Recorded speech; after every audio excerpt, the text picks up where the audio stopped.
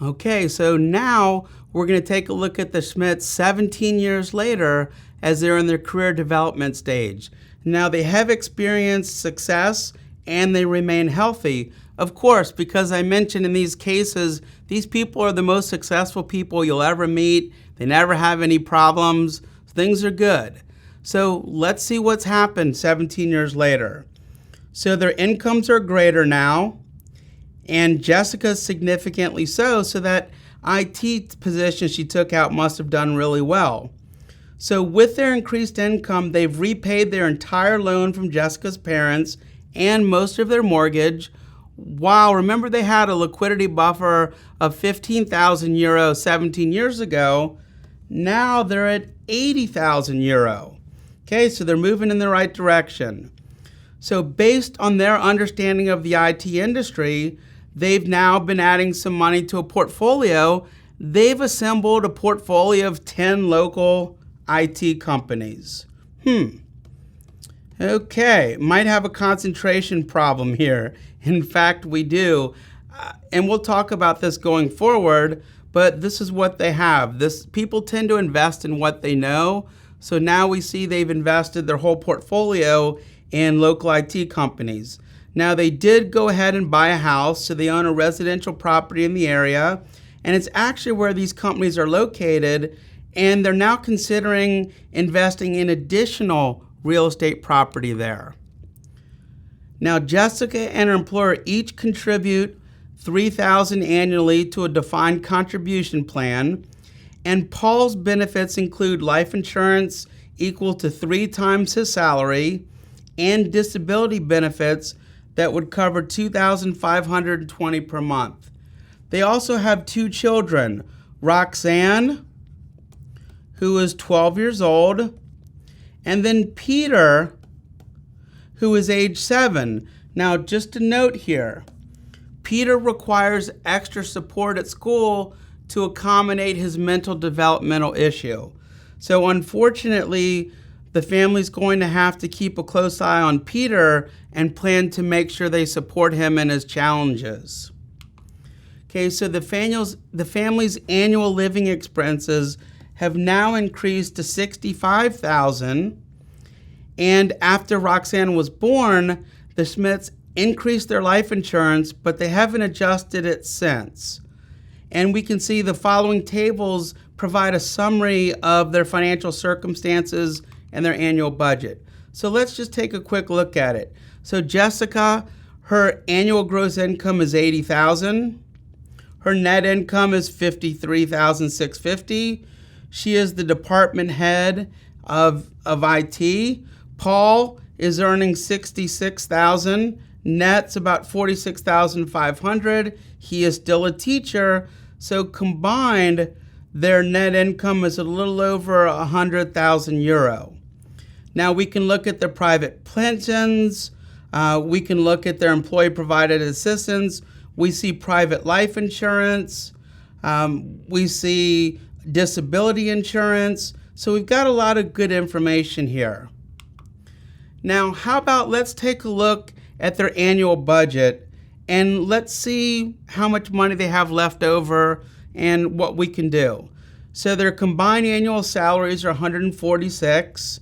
Taxes, so the net pay, remember, is about $100. Their living cost, including mortgages, is $65,000. They have house repair costs, etc., about $35,000. So $3,500. So cash available for insurance and savings is $31,700. They pay $3,500 insurance premiums. So they actually have $28,200 funds available to save or invest, and currently used primarily to fund investment portfolio. They're putting $22,000 there. They're adding to their savings account $3,200, and then they're also, this is nice to see, they're contributing to Jessica's employer's pension plan.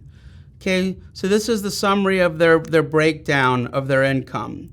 So just as we talked about in the early stage of the couple's career, we still have the same 2 earnings risk in the career development stage. So we still have an unemployment issue. So Jessica continues to be at a greater risk of unemployment than Paul. And now, because Jessica's salary is now substantially higher than it was before, the amount of this income at stake is much greater. Okay, let's look at disability. So should Jessica or Paul become disabled, the rest of the family is going to suffer from lost earnings, and the non-disabled spouse, could be limited in their opportunity set as well. We've got premature death risk. Having children increases the adverse financial consequences for the family. So not only would the cost of raising the children no longer be met, but the surviving spouse would likely suffer a reduction too. Okay, the investment portfolio. The couple has built up their main investment portfolio, but the account is concentrated in the volatile IT sector. And think about this. Jessica's work is in IT, so her portfolio's performance is highly correlated with her human capital. If the IT sector underperforms, her portfolio goes down, and then she may even lose her job at the same time. So that is not a good situation. Okay. Also, the speculative real estate that they're thinking of purchasing, it's actually located near Jessica's office, and it's also centrally located around other IT areas. So again, notice this increased concentration or correlation between her human capital and her job, and now even investment property. So retirement goals. So the Smiths' retirement goals could turn out to be inadequate for the lifestyle they desire if their contributions are inadequate or their funds don't perform well. So in addition to their state pension income and retirement, Jessica is participating in her employer's defined contribution. And notice defined contribution, that means she bears the investment risk, not the firm. And that will help with this probability of reaching their retirement goals. Now, if Paul and Jessica remained employed until the retirement age of 65, so we're trying to get to 65 here, they'll have a total gross retirement income of $76,000, which is roughly half of their current income. Okay, it's likely that the couple's living expenses will be less than their current living expenses during retirement. But at this point, there's a risk that the retirement income still will be insufficient. What are other risks? Well, we could put some property risks as another risk. How about earnings risk? Disability insurance. Let's take a look at that. Both Paul and Jessica already have disability insurance. However, the current level of coverage is no longer matching the present value of their future earnings, and you'll see this here.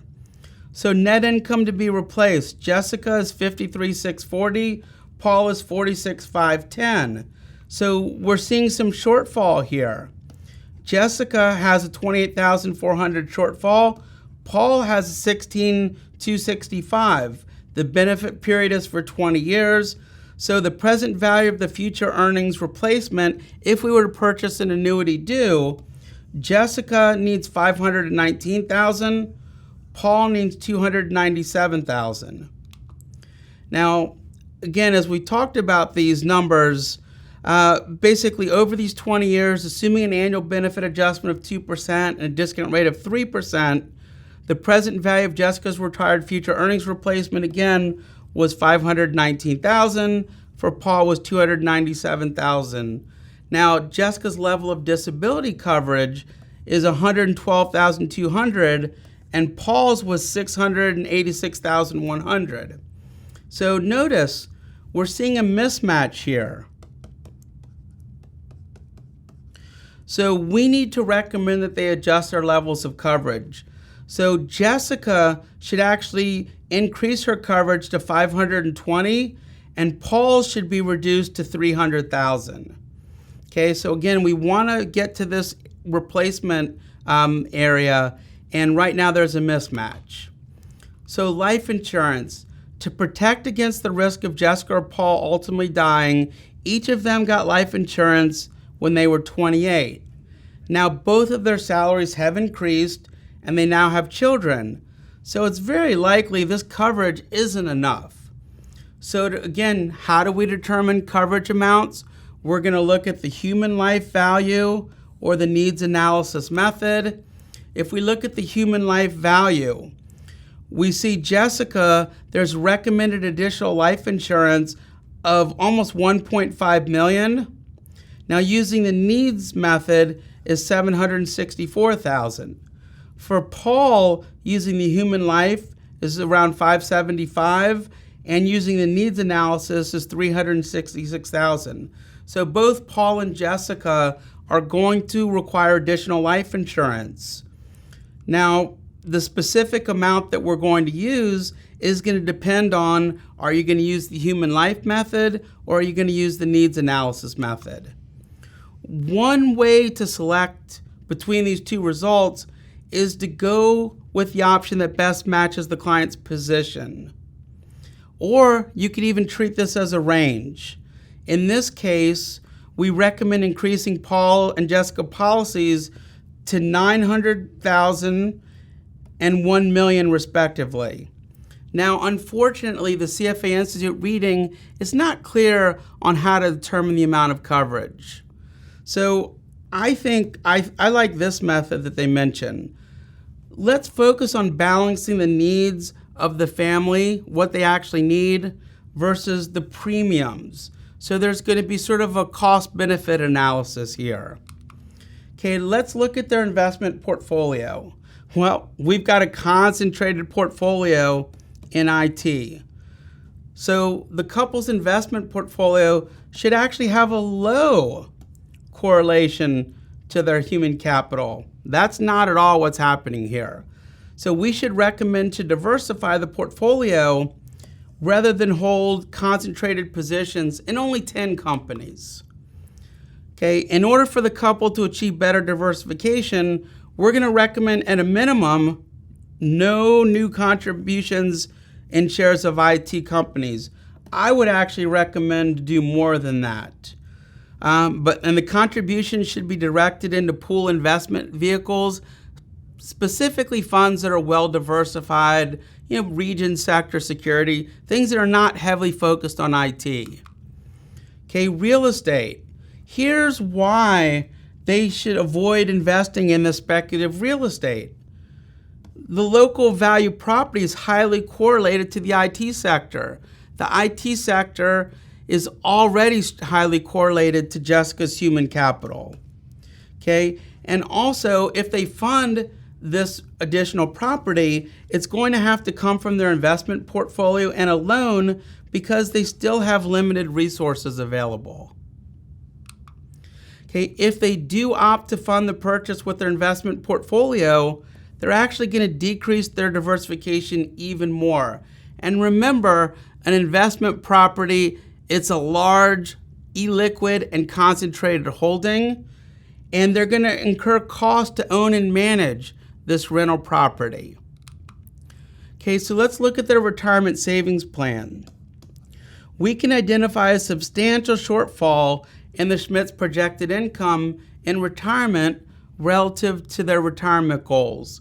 Now, to mitigate the risk of having inadequate funds to support their lifestyle, we're going to do this. We're going to recommend that the Schmidts consider dedicating a greater amount to their retirement needs. So remember, we've talked about this in other areas.